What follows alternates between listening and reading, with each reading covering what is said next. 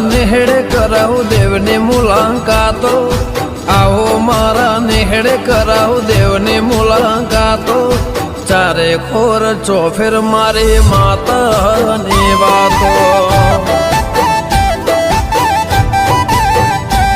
ઓ આવો મારા નેહડે કરાવું દેવની મુલાકાતો, આવો મારા નેહડે કરાવું દેવની મુલાકાતો।